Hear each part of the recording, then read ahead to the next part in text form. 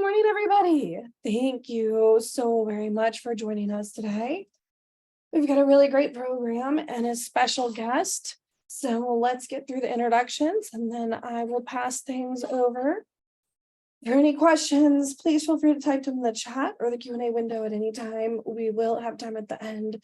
For everything else, you know how to reach me at sales@tristaterestores.com. We're recording and links to view the PDF and the video will be sent out tomorrow morning. Visit our website for the complete archive. Stay till the end. We have 2 great prizes. 10 lucky attendees today are going to take home a caffeinated Starbucks gift, and 1 lucky attendee will win a Crumble prize pack. After the coffee break, please feel free to share your opinion of it and post and share your feedback on the post-event survey. We'd also really appreciate any reviews you'd like to leave us on Google, Yelp, or Facebook.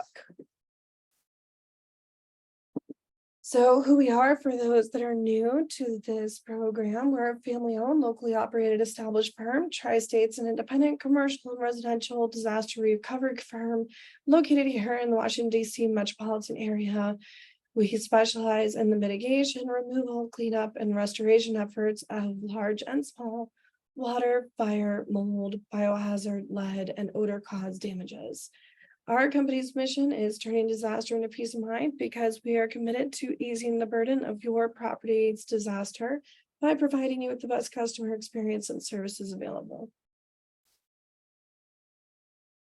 Here is our suite of services. Once again, we can assist with water extraction, mitigation, property restoration, mold remediation and lead abatement, fire, smoke, restoration, and odor control, biohazard and trauma, disinfection and cleanup, and sewage mitigation, extraction, disinfection.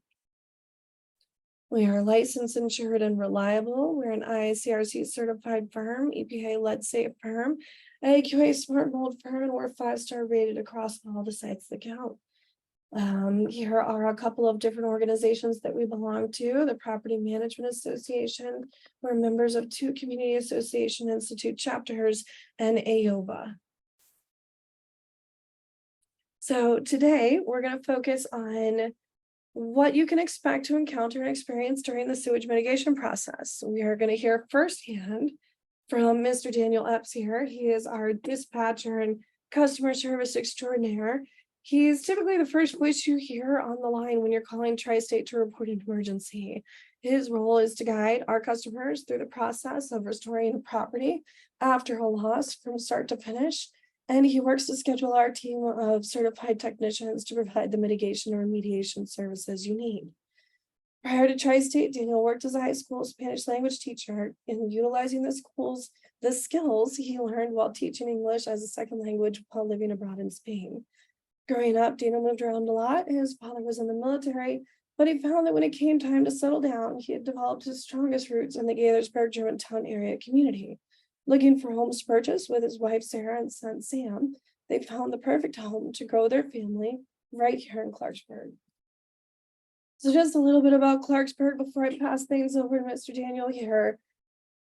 This is also the home of Tri-State Restorations. Clarksburg is a census-designated place in an unincorporated area in northern Montgomery County. We're located in the northern end of the I-270 corridor, about 4 miles north of Germantown and 31 miles north of the district.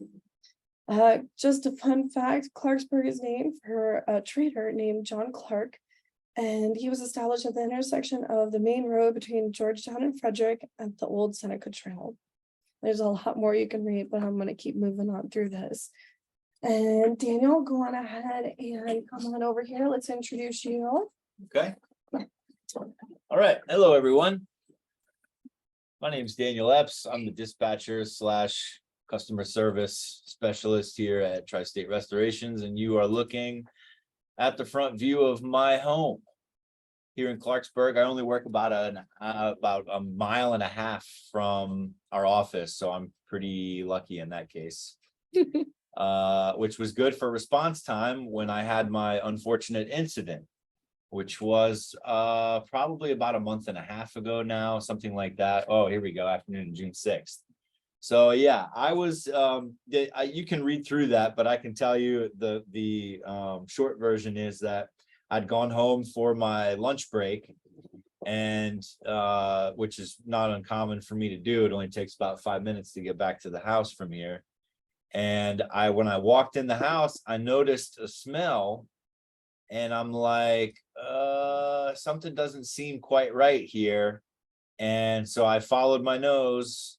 I did the old toucan Sam and followed my nose. And sure enough, it brought me downstairs into our basement, which we had just finished. Maybe a month or so before that, they had just finished completing the finishing of our basement. And sure enough, there's a sewage backup. So you can see there on the left, there's a little bit of a picture. I mean, I'll be honest, with some of the jobs I've seen come through here at the company, I think we got off easy at my house for a couple reasons. One was that I caught it pretty early. It had only been going maybe for a few hours at most. And so for that reason, that the volume of sewage backup wasn't terrible. I mean, I've certainly seen worse. But if anyone has ever experienced a sewage backup in their home, they'll tell you that even a drop of sewage on the floor is no good, let alone probably several gallons worth. So you can see the shower was flooded out there. That was one source. And then there's an overflow tube that's around on the back side of that room. It's a little storage room, and that was also where it came up.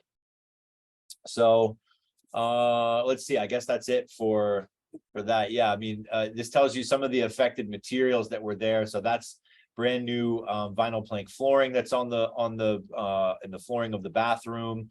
Everything's new. I mean, that shower stall, the baseboard, the shoe molding, the carpet and padding, obviously, that's outside of this room, all of it. And then some of the drywall also we had to do a flood cut for that. So of course you called us. I had to call. Yeah. I'm sitting there like, well, what do I do here? Okay. Well, I'm not going to call ServPro. So did you think that we were going to believe you? I wasn't quite sure what the reaction was going to be. And so I called, and my colleague Thomas answered the phone.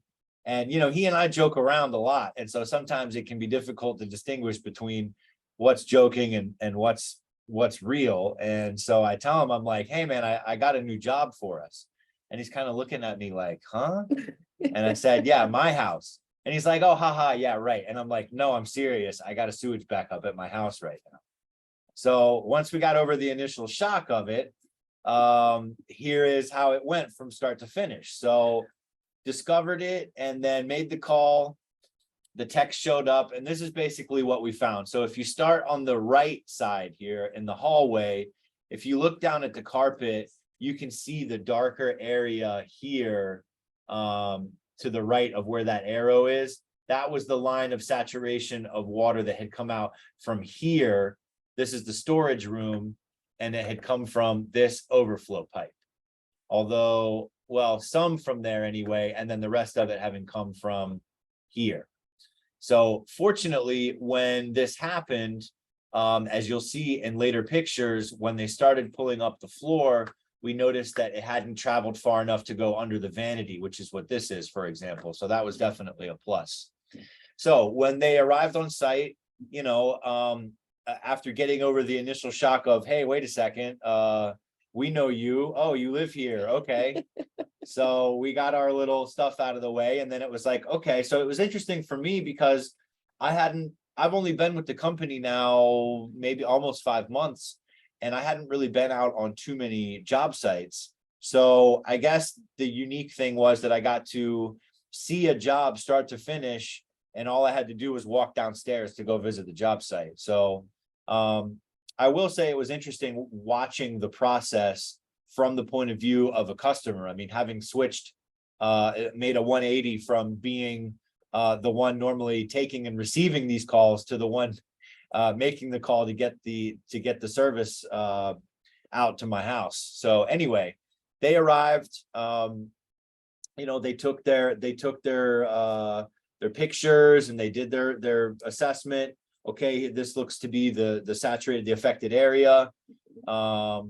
And we'll go through their slides for each of these 10 steps in the recovery process. So this is here as kind of a basis for an overall view of what we're about to go through next. Yeah, so you'll see all that.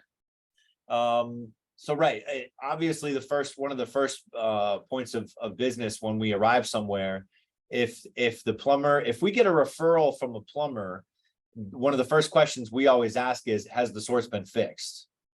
And often the answer is either yes, or I'm in the process of, so that by the time we arrive on site, it has been fixed. If it's a homeowner that's calling in on their own, that's not a referral, we can ask them that, but often they don't really know, or they'll say, well, I got to get somebody out here. They haven't had the plumber out yet, whatever the case is. But that's obviously a huge part. And when you're talking with a customer, is to find out, they've had a water loss of some kind, or whatever the incident may be, but has the source been fixed? If it hasn't, we can't really properly perform our mitigation services if there's still an active leak that's happening. Right. There could be further intrusion and damages caused, our equipment could fail. There's all different kinds of things. As a general rule of thumb, we want to stop whatever the hazard is first before we begin our process. Yeah, I see someone put in a question, was a plumber required early in the process? It not at my house, it was, but it wasn't so much for, we were just trying to figure out I hadn't experienced this type of loss before. And so, and also the setup at my house is a little different. It's a public septic. In my neighborhood, for some reason in Clarksburg, that's a fairly common thing. And so what it ended up being was that we have in the septic, we have what's called a grinder pump. So it's like a normal septic pump, but it's also sort of it's like a combination pump / garbage disposal. So the grinder actually does just that. It grinds the organic material, be it wipes, fecal matter, I don't know, tampons, you name it. I mean, I guess those probably shouldn't go down the toilet, but anyway, whatever it is, it grinds it so that you're not having large chunks that are getting caught in your system. So at first we weren't sure if the backup was occurring from the street to our house, or if it was from the outside, the septic outside the house to the inside. We called WSSC first, and they came out and made sure that the line was clear, and sure enough, it was. So we knew that it wasn't on them. So then this is all to answer the question there about the plumber. Then we said, okay, well, we need to get a plumber out to figure out what's going on with this grinder pump. As it turns out, there are 3 sort of like floater alarms in the septic system they're set up at 3 different heights to be sort of a triple indicator of if the water is not, if it's rising over a certain level, then it alerts you to let you know, hey, this is getting up higher than it should. You should probably take a look at it. Well, the problem was that they were faulty. So the water, by the time the last floater alarm had gone off, it was already too high. It was too late at that point. So that basically meant that any additional water that was going to come in, be it taking a shower, flushing your toilet, rinsing your dishes, whatever it was basically going to cause it to overflow. So that was pretty much what happened. Right. So yeah, we had to get the plumber out for that. So to answer your question, Cindy, there's also a part B to that. Let's say there's a pinhole leak in your sink, or your hot water heater has a leak. A lot of times that could be resolved just from turning off the water source that leads directly to that appliance, or to that, whatever it is that you're being used, this case, like a faucet. You can go on ahead and start drying out. Let's say you have 8 feet of water in your basement. You're not going to want for the plumber to, have to come back out to fix that first. Well, they're not going to be able to access anything. So you are going to have the water removed from the space first in order for them to do their job. And then we come back in to complete the drying process and restoration. So, honestly, I wouldn't say there's a step 1, 2, 3, as in call this person first or this person first 100% of the time. I would say just plan to have all of your emergency numbers ready for you when you do have an issue, because we all end up having to work in tandem with each other. Yeah. And Cindy, I see your other question. There were other homes affected by the communal grinder pump system. So the septic, it's a public septic because it's not they are all interconnected and accessed by different homes, but the grinder pump itself only pertains to my home. So no, it didn't affect any of my neighbors. It didn't affect any of anyone in my surrounding area. It was literally only my house that was affected by that, fortunately. But it was, I mean, that was enough. I'm glad I didn't have to, account for anyone else's mess. So here, the common causes of water damage, as we've heard reported, and then in this case, we were talking about a sewage backup through the main line. Recommended response time within the first 24 to 48 hours. While it may not seem like much water at first, waiting to react can have serious consequences. Water is going to keep migrating fairly quickly. So what at first seems like a puzzle may now have destroyed an entire ceiling's worth of drywall, paint, and fixtures.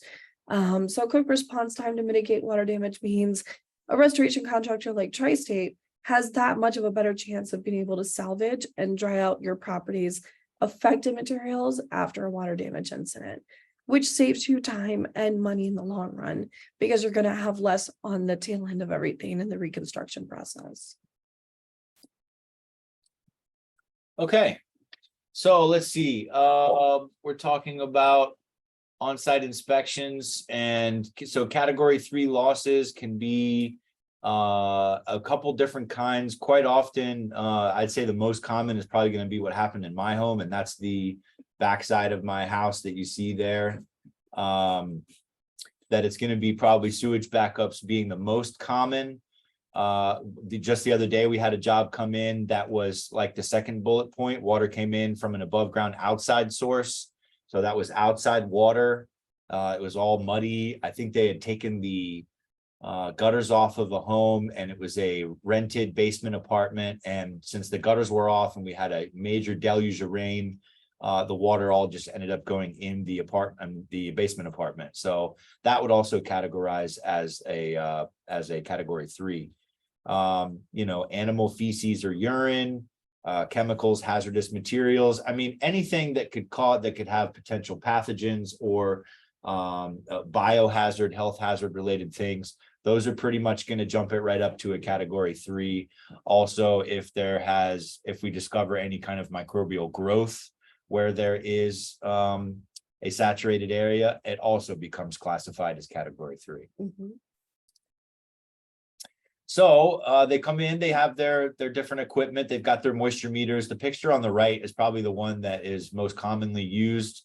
So the meter on the back there is the non-invasive, and then those 2 prongs that you see on the top of that meter on the right side, those are the invasive.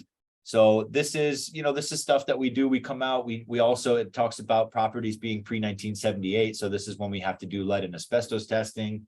Just because those materials were outlawed in 1978 doesn't mean that they necessarily stopped being used in construction. So even when you have homes that are just over that line, it doesn't necessarily mean that they're going to be free of those materials. So we generally always do these checks, especially anytime we're doing demo, if we're opening up walls, we're pulling up floors. We really try to make sure that we're being safe and not conducting any kind of demolition with or around any hazardous materials. Mm-hmm. So of course that was done at my house as well. Of course, my house was built in 2005, so it wasn't really, that's much less of a concern, but still just to be safe.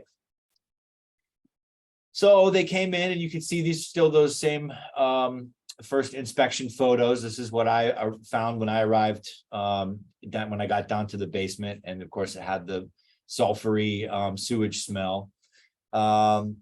So yeah, as it says here, this is a great way to put it. Sight unseen, it's very difficult to gauge the scope of work required. And that's something that can be very difficult to communicate to customers on the phone, especially ones that are very concerned about what the cost is going to be. If you have someone that is money is no obstacle, and just let's throw money at the problem and make it go away. Well, that's fine, but that's kind of the exception to the rule. Also just for insurance purposes, sometimes they need to have a good idea of what the scope of work is going to be to give you approval to do that work. So it's really important that we get in, we take these readings, and we discover what the full extent of the saturation and the affected materials are. And then we develop what we call a moisture map, so that we have a record of exactly where the affected areas are and where we're going to be doing the work that we can reference later, and also compare with pictures that we're taking anytime we go out on a job site. So this is talking about types of materials. It's talking about square footage. It's talking about items that may or may not be salvageable. There's a lot of different things that go into this. Our techs are all very professional and trained in this area to determine what those areas are, what can be saved, what can't, what can stay, what can go, all that. So this is all just part of it. And this is standard process. This is the same way that they would conduct going into any other job, be it for sewage, water, or anything else. So we operate, our standards are all under the S500 book of standards for water damage restoration.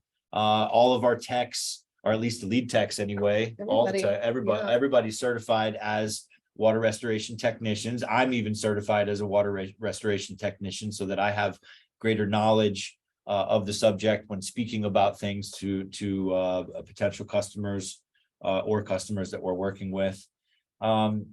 This is the ultimate guideline for our industry. This tells you the way to do things, the way not to do things. It is a great reference tool, but also a great what am I trying to say? It's like a standard operating procedure. It really is. It lays out everything as they would have you do it. So, and that really calls into question practices when you're talking about legality of things. Was it followed to standard? There's things that are required by law to do.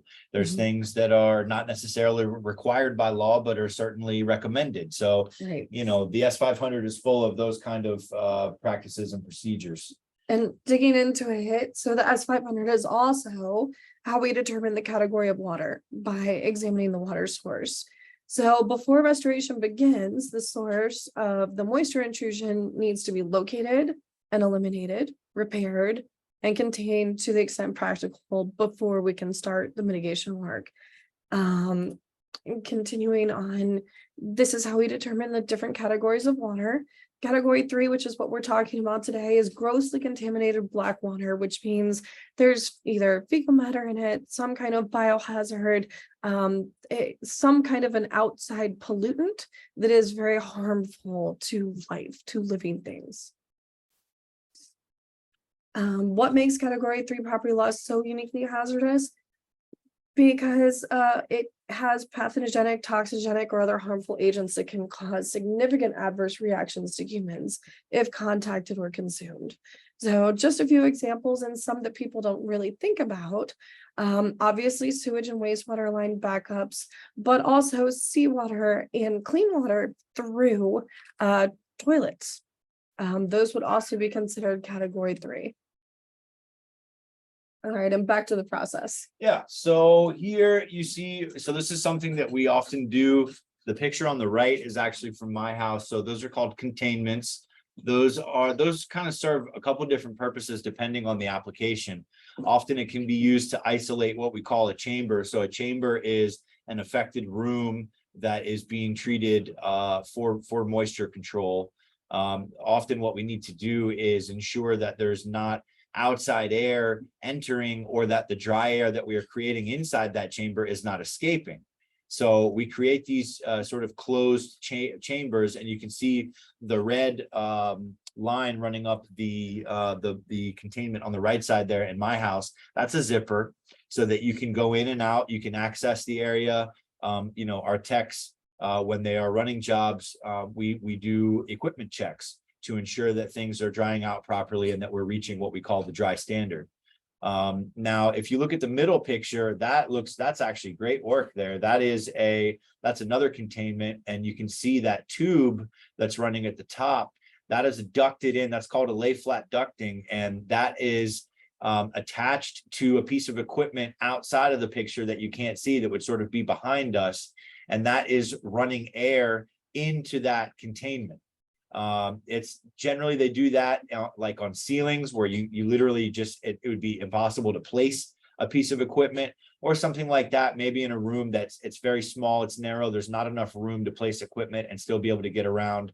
So they will remotely duct in the equipment from a short distance away, so that it still is able to dry it out, but without taking up the room, without taking up the space, or sitting on a wet surface. Right. We So, also do it to duct out the air Sure. from a contaminated space as well. That way it doesn't have to travel through your property, and it can go directly out of a window to an outside source. Yep. Okay, so content manipulation is basically just talking about moving people's things around. Often these can be affected materials, like those boxes of foil that my wife had just bought. Those all got wet on the bottom, and it was wet with sewage water. So those had to get pitched. But generally, again, something that while on the intake part of a phone call, when I'm talking with a potential customer, I will ask them about personal contents they have in the area, anything that might need to be moved, boxed up, cleaned, disposed of. Often they'll say, no, we've already moved stuff out of the way, or yeah, there's a big couch there, or, you know, many different scenarios that you can encounter. You know, sometimes it requires us going in and doing an inventory of a customer's personal contents, so that we know what they have, what was saturated, what had to be thrown away. Again, more just for insurance documentation purposes, I think. But Also, to make sure if it is something that could be salvaged, we're going to move it out of an affected area so that it doesn't get damaged during the process. You know, like I said in the beginning, we always strive to save as much as possible. It helps everybody in the long run. You're able to keep your property. You also have less costs at the tail end of everything, having to replace any items that were damaged during the process. Yep. Okay, so this is once they had come in, they had done the moisture mapping, they'd used their moisture meters, they've determined what the saturated areas are. So first up is the initial extraction. We have to get the water up. So they bring their extractor in, and it's basically just like a wet vac, a high-powered wet vac. And they do just that. They extract any standing water that's there. Now, that doesn't mean that takes care of all the water, but at least any of the standing water that is easily accessible, that doesn't require any demolition, then that's what this step is for. So they did that, and then the next would have been starting the demo. So what you see on the left is that's inside the bathroom there. And that is what they call it's probably a 2-foot flood cut. So they call them flood cuts because generally when a flood has entered into a home of some kind, you know, it's coming in on the floor. So it's your most affected areas are going to be your flooring materials and probably the bottoms of your walls. So they do these flood cuts to expose what they call the interstitial spaces, which are these spaces here in between the studs, behind the drywall. Now, in this case, this wall here, the storage room is behind this door that you saw where the overflow tank was, or that we were just looking at in the last shot. But there's no insulation here because these are interior walls. So in most cases, interior walls will not have insulation. If there is insulation in a wall and it is saturated, it absolutely must come out. And that's just another standard part of the demolition process. Mm-hmm. So you can see here, they did a flood cut on the inside of the bathroom here. They did a flood cut on the outside of the bathroom here. They had to pop off the baseboard. They had to pop off this shoe molding here and baseboard. This is right behind the toilet. You can see they had detached the toilet, but you can see that we didn't take, well, I think we took it all the way back, but we didn't go past this. So the vanity basically is sitting right over here. And when we pulled it up, you could see that the extent of the water was about right to here. The water line didn't go past that, which means that we didn't need to remove any more materials. We only remove affected materials when we go in and do these demolitions. Sometimes we have customers that say, well, if you've pulled up 75% of the floor, just pull up the rest of it. Well, that other 25% is unaffected. So that is not our, I'm not going to say it's not our responsibility, but I mean, it's like it's handled in the reconstruction it process. would yeah, it would probably be replaced in the reconstruction anyway, but at least in terms of our responsibility, our part of the process is only removing the affected materials. And sometimes that can be difficult to explain to a customer when they see half of their flooring is gone. Right. And they're like, well, what about the other half of my flooring? Well, we're either going to replace the whole thing depending on what they find in reconstruction, or match it. And often, I mean, obviously a cheaper version of that is to match, because you're only paying for the affected materials being replaced. In some cases, they try to match and they can't find your exact material.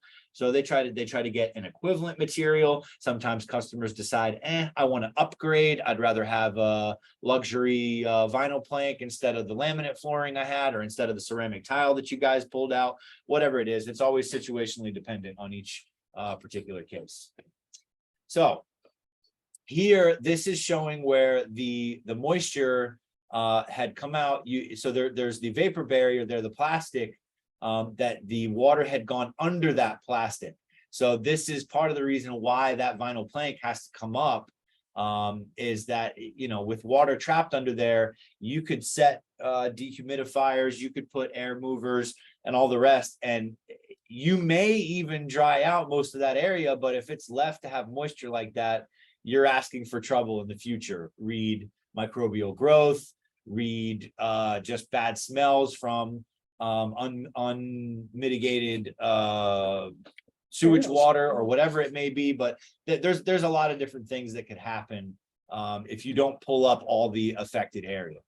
So, and you can see it's kind of crazy to, when you look at this picture, for example, you look how close the toilet was to the vanity, but there was a definite line where it was obvious that the moisture had not traveled any further. So we were thankful that we didn't have to pop the vanity off. But I will say, not uncommon when you have sewage backups or any kind of water losses in a bathroom, that toilets have to get detached, vanity has to get detached, baseboard comes off, flooring comes up, flood cuts. I mean, it's all just part of the process, but it really depends on the level of saturation. So next we have the triple extraction. So triple extraction is to essentially reflood the area and then clean it, so that you're ensuring that there's no more particulates, right, or any kind of sewage remaining, because concrete is porous. A lot of people don't really think about it that way, but it does absorb harmful elements within water sources. So we go back in, and this is kind of going above and beyond for safety precautions, and reflood the areas that we extracted from, and then disinfect again, just to ensure that these are safe dwelling environments.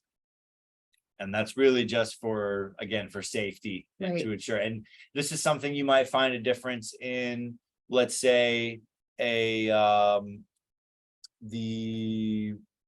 program companies that work for the insurance. They often won't go that extra step. But everybody does things differently. So anyway, you see here that they have pulled out so this is for the disinfection. Yes, portion. They've pulled out the carpet, they've pulled out the padding, and now they are disinfecting with the antimicrobial the areas that were obviously affected. And it's kind of convenient, I guess, when you have something like a concrete floor, because it does show where the saturation occurred pretty readily. This just protects the property and gets it primed and ready for the reconstruction efforts. So this is to ensure that there isn't any microbial growth happening before we put everything back. Okay, so now once they finish that, then they're going to set the equipment to dry. So this is some of the standard equipment that we use. So these are the blue fans. We call them air movers fans, but it's essentially just an industrial grade fan. This is called a vapor shark. So that helps to cut down on any of the unpleasant odors. This is an industrial grade dehumidifier. This is called an air filtration device, also referred to as an air scrubber. And then that's just another view of the same dehu. So for an area this size, it didn't require a whole lot of equipment, but for larger jobs, not uncommon where you'll see 2 and 3, sometimes even 4 dehus. I've seen jobs with 20 plus fans on them, a couple different air filtration devices, a couple vapor sharks. I mean, it really just kind of depends. Obviously, my house didn't really call for that because it wasn't that large of a job. But we certainly have had ones where it's required a heck of a lot more equipment than what it did at my particular house. So next would be reconstruction. So once we have finished with the demolition, once we have set the equipment and everything has dried out, then we collect the equipment, and then the next phase, and this is the part that most homeowners are anxious to get started, is the reconstruction, because you've got gaping holes in your ceiling, in your walls, your flooring's gone, maybe your kitchen cabinets have been detached, who knows? Things are not quite as comfortable as you would prefer for them to be in your home. When this happened in my home, I have a 3.5-year-old son, and he loves hanging out in the basement. It's like his little play area. And basically for the month or so that we were going through this stuff, we just had to keep telling him, hey buddy, we can't play downstairs. They're working downstairs. So all that to say, everybody's interested in getting reconstruction done. It's an important part of the process because that's really where people get to see that their home has been restored to what we like to call pre-loss conditions. So that really you can't tell that anything ever happened. And I'm assuming here in the next couple of slides, yeah, you'll have some reveal photos for what my house looks like after. So here's the before. There's the before. And then this is right after mitigation. That's after MIT. And that is after everything has been done. They've come back, they have replaced all this carpet that they cut out in this area, carpet and padding. They replaced the drywall that they made that flood cut here on this corner. And also that first initial flood cut you were seeing coming across here, the shoe molding, the baseboard, the vinyl plank flooring, the toilet's been reset. Everything is all back to as it was at least a few hours before I came home that day to discover what is this sulfury smell in my house? What is going on? And I come downstairs to discover that I had a sewage backup happen. It looks beautiful. It looks great. It looks great. And that's really one of the most impressive things is that you can have some of these really horrific incidents in your home, and you, after the reconstruction, you're looking at it and you're going, what happened here? Right. I can't tell anything. And I mean, honestly, it's not just the look. There's no smell. There is no sign whatsoever that anything ever happened. And that's the key. That's what we want to get everybody. That's the goal for everyone after we finish. So we're going to quickly breeze through. I know we're running a little bit late today. Just some tools of the trade for some of the things that we showed during the presentation. This is a portable flood extractor. This is the wand and the little writable version. These are our truck mounts. We use these, and it's very high powered suction to be able to extract water out of properties. This is what we would use if there were several feet of water in a basement, for instance. And then just one last tip, something to consider when reviewing your annual insurance policy. Mainline backup insurance is often an add-on to your policy. And for often less than $100 a year, you can protect yourself from this very costly mitigation and restoration service. So this coverage isn't automatically included in most property insurance plans unless you ask for it. So remember, this is a great takeaway for today. Go back when you're reviewing your insurance policy and make sure that you've got backup insurance added. And just remember, a quick response equals less time for water to migrate, settle, and cause unnecessary secondary damages. It also equals less money spent to make the repairs and less time to have everything back to normal. So in closing, following proper mitigation standards after a leak, flood, fire, or trauma loss is reported is crucial to save time, money, and prevent unnecessary secondary property damages. If you suspect you have any property issues, we're available 24/7 to help with your disaster, and you may even talk to Mr. Daniel here. That's right. So we would appreciate you reaching out. Any questions or concerns, give us a call, 866-818-1949. And then now we've got some time for questions. We were trying to address most everything in the chat as we were going through it. So what is the duration of Tri-State's warranty? We warranty all of our work for a year after the work has been performed. What about underneath the shower pan? Did they have to do anything there? So Yes, they extracted and cleaned and disinfected under because there was a space under the shower pan back in the storage room. There may be a shot in there where you can see it, but yes, they did have to clean and disinfect back there, but that was it. all right.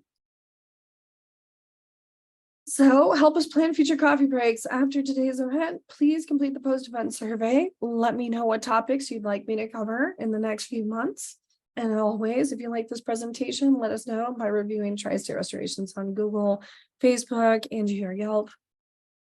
And now is the time that everybody's been waiting for. We've got our grand prize drawing time. One lucky attendee today is going to be drawn at random to receive a Crumble prize pack worth $50. So let me just go through here. Let's see. We can get to.